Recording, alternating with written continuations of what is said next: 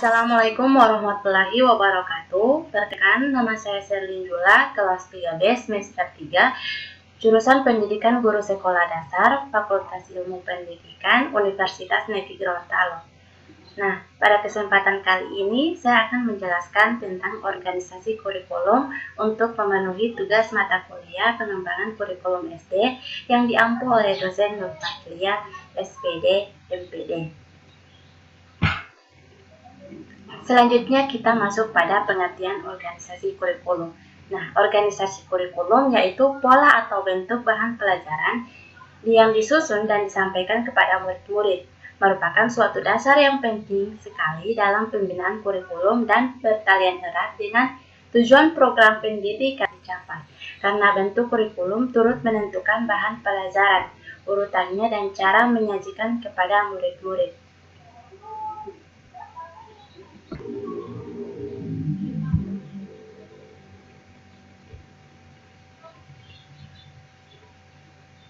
Nah, adapun faktor-faktor dalam penyusunan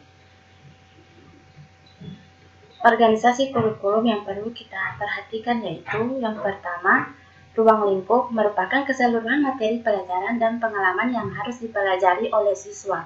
Ruang lingkup bahan pelajaran sangat tergantung pada tujuan pendidikan yang hendak dicapai. Kemudian yang kedua yaitu urutan bahan berhubungan dengan urutan penyusunan bahan pelajaran yang akan disampaikan kepada siswa agar proses belajar dapat berjalan dengan lancar. Yang ketiga, kontinuitas berhubungan dengan kesinambungan bahan pelajaran tiap mata pelajaran pada tiap jenjang sekolah dan materi pelajaran yang terdapat dalam mata pelajaran yang bersangkutan. Yang keempat yaitu keseimbangan. Adalah faktor yang berhubungan dengan bagaimana semua mata pelajaran itu mendapat perhatian yang layak dalam komposisi kurikulum yang diprogramkan pada siswa. Kemudian yang terakhir yaitu yang kelima, integrasi atau keterpaduan. Nah, yang berhubungan bagaimana pengetahuan dan pengalaman yang diterima siswa itu mampu memberikan bekal dalam menjawab tantangan hidupnya setelah siswa menyelesaikan program pendidikan di sekolah.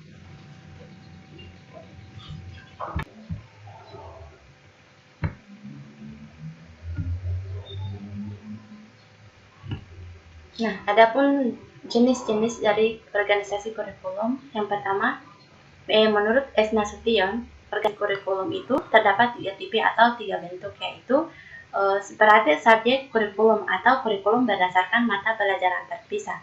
Kurikulum ini disebut demikian karena segala bahan pelajaran disajikan dalam subjek mata pelajaran yang terpisah-pisah. Yang kedua yaitu related kurikulum atau kurikulum gabungan. Nah, kurikulum ini adalah bentuk kurikulum yang menunjukkan adanya suatu hubungan antara satu mata pelajaran dengan mata pelajaran lainnya, tetapi tetap memperhatikan karakteristik tiap mata pelajaran tersebut. Kemudian yang terakhir yaitu integrated kurikulum atau kurikulum terpadu. Dalam integrated kurikulum, mata pelajaran dipisahkan pada suatu masalah atau unit tertentu.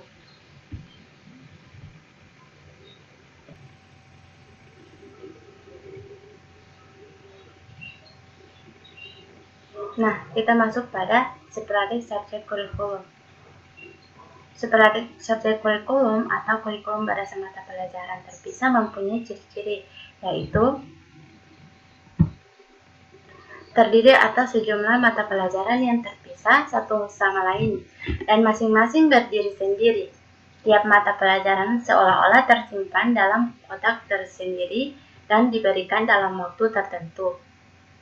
Hanya bertujuan pada penguasaan sejumlah ilmu pengetahuan dan mengabaikan perkembangan aspek tingkah laku lainnya. Tidak didasarkan pada kebutuhan, minat, dan masalah yang dihadapi para siswa. Bentuk kurikulum yang tidak mempertimbangkan kebutuhan, masalah, dan tuntutan dalam masyarakat yang senantiasa berubah dan berkembang. Pendekatan metodologi mengajar yang digunakan adalah sistem penuangan atau imposisi dalam menciptakan perbedaan individual di kalangan para siswa. Guru berperan aktif dengan pelaksanaan sistem guru mata pelajaran dan mengabaikan unsur belajar aktif di kalangan para siswa sama sekali tidak dilibatkan dalam perencanaan kurikulum secara kooperatif. Kemudian ada keuntungan dari kurikulum, yaitu penyajian bahan pelajaran dapat disusun secara logis dan sistematis. Organisasi kurikulum bentuk ini sangat sederhana, tidak terlalu sulit untuk direncanakan, serta mudah dilaksanakan. Kemudian, mudah dievaluasi dan dites. Dapat digunakan dari tingkat sekolah dasar sampai perguruan tinggi. Selanjutnya, pendidikan atau guru sebagai pelaksana kurikulum dalam mempergunakannya lebih mudah. Tidak sulit untuk diadakan perubahan-perubahan, lebih tersusun secara sistematis. Kemudian ada juga kelemahannya, yaitu bentuk mata pelajarannya yang terpisah dengan lainnya tidak relevan dengan kenyataan dan tidak mendidik anak dalam menghadapi situasi kehidupan mereka. Tidak memperhatikan masalah sosial kemasyarakatan yang dihadapi peserta didik secara faktual dalam kehidupan sehari-hari. Kurang memperhatikan faktor-faktor kejiwaan peserta didik. Tujuan kurikulum ini sangat terbatas dan kurang memperhatikan pertumbuhan jasmani, perkembangan emosional dan sosial peserta didik, serta hanya memusatkan pada perkembangan intelektual. Kurikulum semacam ini kurang mengembangkan kemampuan berpikir karena mengutamakan penguasaan dan pengetahuan dengan cara hafalan. Selanjutnya, seperti kurikulum ini cenderung menjadi statis dan tidak bersifat inovatif.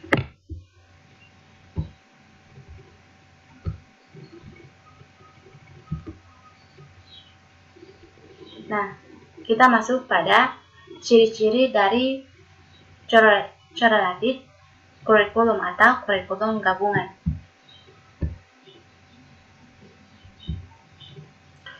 Nah, ciri-cirinya yaitu berbagai mata pelajaran dikolerasikan satu dengan yang lainnya. Sudah dimulai dengan adanya usaha merelevasikan pelajaran dengan permasalahan kehidupan sehari-hari.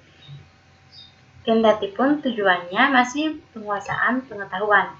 Sudah mulai mengusahakan penyesuaian pelajaran dengan minat dan kemampuan para individual. Masih sangat terbatas. Metode penyampaian menggunakan metode korelasi, meski masih banyak yang menghadapi kesulitan. Meski guru masih memegang peran penting, namun aktivitas siswa sudah mulai dikembangkan. Kemudian ada juga keunggulan dari kurikulum, yaitu menunjukkan adanya integrasi pengetahuan kepada peserta didik, yang mana dalam pelajaran disoroti dari berbagai bidang dan disiplin ilmu. Kemudian dapat menambah interest dan minat peserta didik terhadap adanya hubungan antara berbagai mata pelajaran. Pengetahuan dan pemahaman peserta didik akan lebih mudah dalam penguraian dan penjelasan dari berbagai mata pelajaran. Adanya kemungkinan untuk menyambungkan ilmu pengetahuan lebih fungsional dan juga lebih mengutamakan para pemahaman dari prinsip-prinsip daripada pengetahuan dan penguasaan fakta-fakta. Selain ada keunggulan, ada juga kelemahan, yaitu bahan yang disajikan tidak berhubungan secara langsung dengan kebutuhan dan minat peserta didik. Pengetahuan yang diberikan tidak mendalam dan kurang sistematis pada berbagai mata pelajaran. Urutan penyusunan dan penyajian bahan tidak secara logis dan sistematis. Kebanyakan di antara para pendidik atau guru kurang menguasai antar disiplin ilmu, sehingga menggabungkan pemahaman peserta didik atau siswa. Kita masuk pada integrated curriculum atau kurikulum terpadu. Nah, ciri-ciri umumnya yaitu kurikulum terdiri atas satu bidang yang di dalamnya terpadu sejumlah mata pelajaran sejenis dan memiliki ciri-ciri yang sama. Kemudian, pelajaran bertitik tolak dari core subjek yang kemudian diuraikan menjadi sejumlah pokok bahasan. Selanjutnya, berdasarkan tujuan kurikuler dan tujuan instruksional yang telah digariskan. Sistemnya penyampaian bersifat terpadu. Guru berperan selaku guru bidang studi. Minat atau masalah serta kebutuhan siswa dan masyarakat dipertimbangkan sebagai dasar penyusunan kurikulum walaupun masih dalam batas-batas tertentu dikenalkan berbagai jenis bidang studi. Adapun dalam bentuk kurikulum terpadu ini terbagi lagi. Ada kurikulum inti atau core kurikulum, juga ada kurikulum yang berlandaskan pada proses sosial dan fungsi kehidupan. Yang terakhir itu kurikulum yang berpusat pada kegiatan atau pengalaman, atau experience and activity curriculum.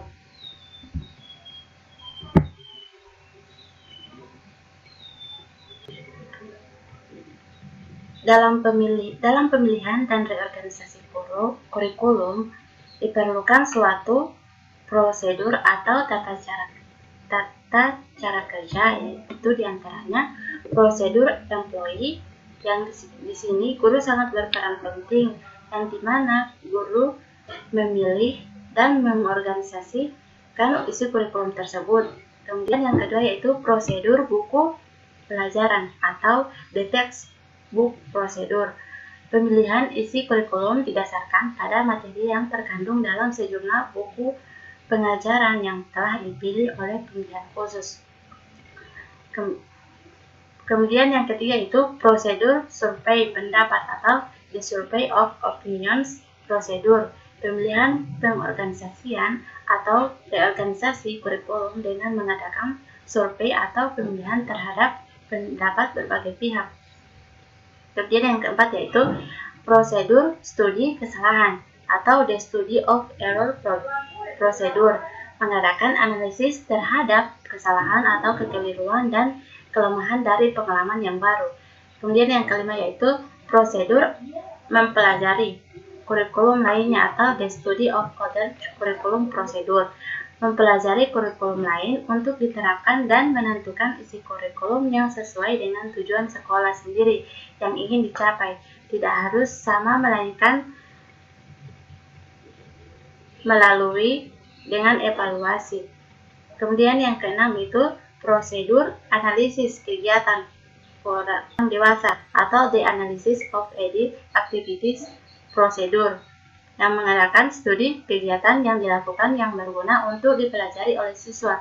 Kemudian didefinisikan kegiatan tersebut sehingga dapat disusun suatu program pengalaman kurikuler untuk diajarkan di sekolah. Kemudian yang ketujuh yaitu prosedur fungsi-fungsi sosial atau the social function procedure. Yang berbagai macam fungsi sosial yang ditemukan melalui survei, studi literatur atau riset, kemudian diklasifikasikan menjadi area of learning. Yang terakhir yaitu prosedur minat dan kebutuhan remaja atau the youth interest and needs procedure. Dan dari prosedur sosial kemudian diklasifikasikan menjadi persistent life problems. Adapun urutannya didasarkan pada latar belakang, kematangan, minat, dan kebutuhan para siswa secara kronologis dan logis, dan juga persiapan menempuh kehidupan dewasa. Nah, sekian penjelasan materi dari saya. Apabila ada kesalahan saya dalam menjelaskan materi, mohon dimaafkan. Wassalamualaikum warahmatullahi wabarakatuh.